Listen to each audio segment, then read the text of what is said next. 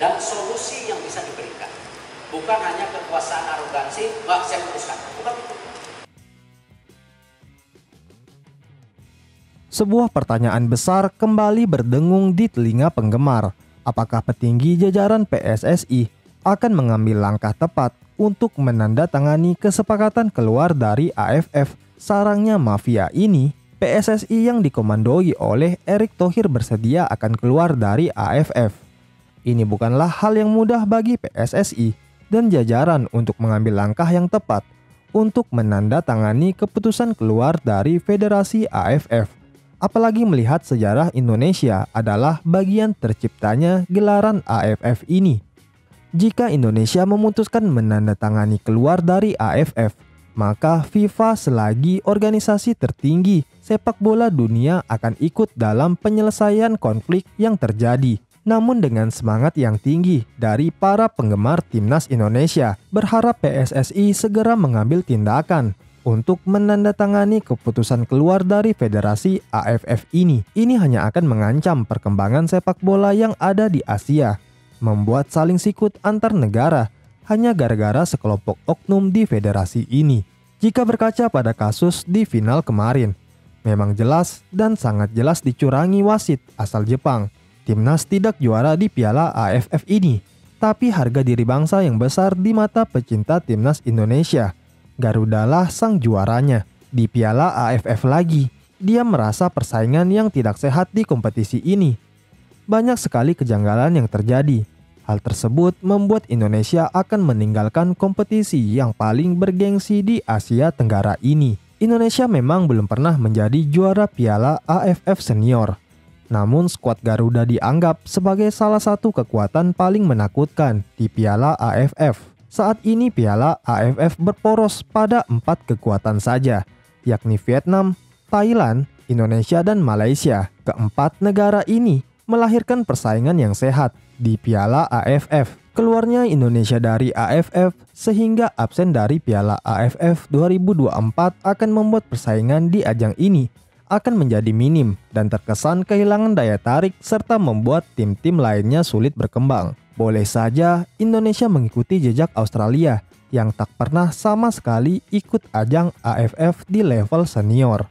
Menjadi anggota AFF sejak saat lama, kenapa Australia tidak ikut Piala AFF? Australia sejatinya telah tergabung menjadi anggota AFF sejak tahun 2013. Meski begitu, Australia sejauh ini belum pernah ambil bagian di turnamen Piala AFF Senior. Federasi Sepak Bola Australia sejauh ini ikut serta di turnamen kelompok umur yang ada di AFF, seperti kompetisi di kelompok U16 dan U19. Australia bahkan tercatat sebagai tim tersukses di Piala AFF U19 dengan koleksi 5 gelar juara. Namun karena belum pernah berlaga di Piala AFF Senior, rekor performa Australia di ajang negara-negara ASEAN itu otomatis masih 0. Di saat yang bersamaan, pihak AFF menjadikan performa di edisi terakhir sebagai tolak ukur atau patokan untuk menentukan tim yang otomatis bisa lolos ke Piala AFF. Sebagai contoh di Piala AFF 2020 lalu, di mana Timor Leste tercatat sebagai tim dengan raihan terburuk. Oleh karenanya, Timor Leste harus menjalani playoff melawan Brunei Darussalam demi memperebutkan satu slot tersisa tampil di Piala AFF. Karena kembali tampil dengan hasil yang buruk, Timor Leste kemudian harus kembali berebut tiket Piala AFF 2022.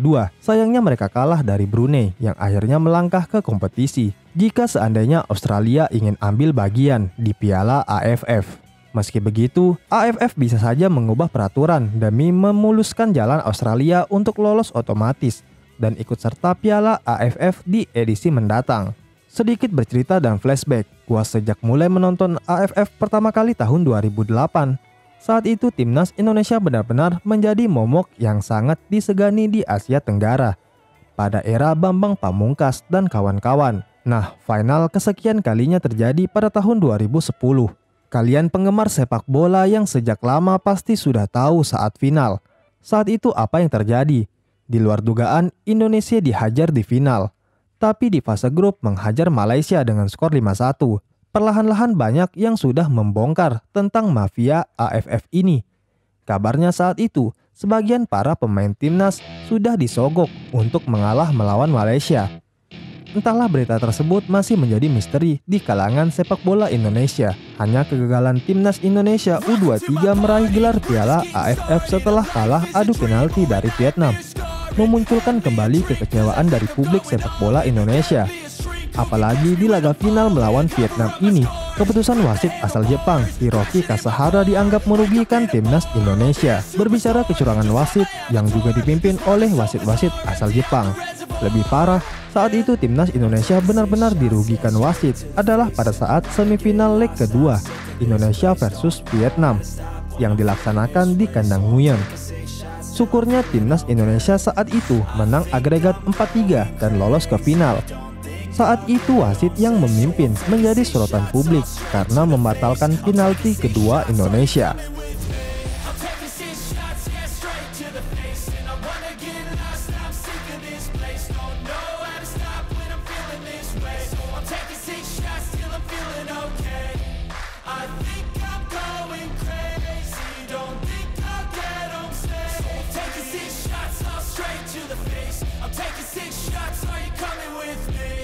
Sometimes you need to let loose, grab juice, get goose, tattoos, taboos, get screwed.